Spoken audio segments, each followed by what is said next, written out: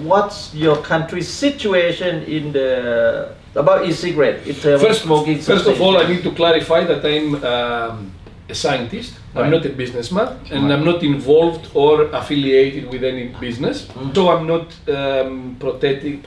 protecting any financial interests related to the tobacco or e-cigarette business. Basically, my advocacy is coming through my research and my findings and my experience through the research on e-cigarettes. The situation in Europe is, I think, probably the best compared to anywhere else in the world. Why? Because in Europe, in 2014, a regulation was voted by the European Parliament. Since this year, it has been implemented in all European Union member states. And I've always said that regulation is needed. It's a consumer product, and that's every consumer product. You need some regulation. Right, Regulation will ensure product quality, which is important for the consumer. Will ensure that it's not promoted to population groups that we don't want to use e-cigarettes like kids or non-smokers. So regulation is necessary, but the regulation in Europe is probably the best regulation that exists compared to anywhere else in the world, because it ensures, I think, product quality, and at the same time, it's not cost prohibitive, and it's not making the product expensive, because price and accessibility and variability of products is needed.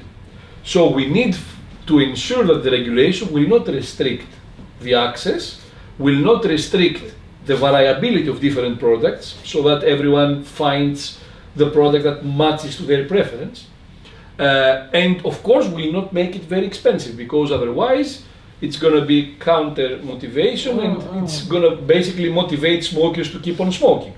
So there are many aspects that the regulation must think of in order to be a successful regulation. I think in the European Union, despite some disadvantage of the regulation, it's quite good, and I've always said that we need to show this regulation to other countries where no regulation exists, and I think it should be a good basis for other countries to adopt this regulation, of course by adding a few things which are more relevant to the specifics of each country.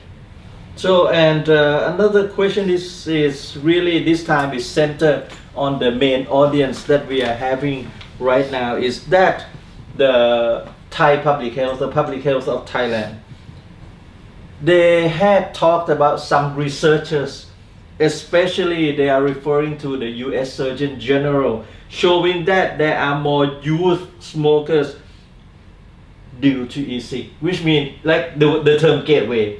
No, of course not.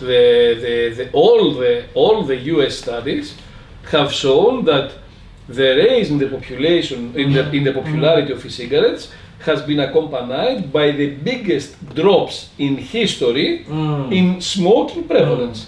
They have reached to historically low levels. The problem in the US is that the e-cigarette is considered a tobacco product. Right. And the reason is a completely unreasonable, in my opinion, law, which says that any product which contains derivatives of tobacco, which means nicotine, because nicotine also in pharmaceuticals, it is derived from tobacco. So anything that contains any component from tobacco is considered a tobacco product. So they classify cigarettes as tobacco products because they contain nicotine.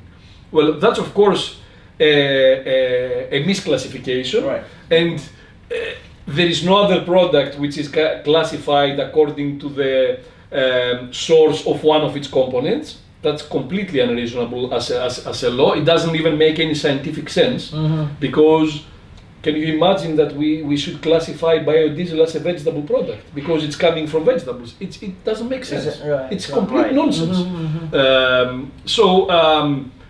But the tobacco cigarette prevalence is right now in the US and everywhere else in the world in historically low levels as e-cigarettes are becoming more popular.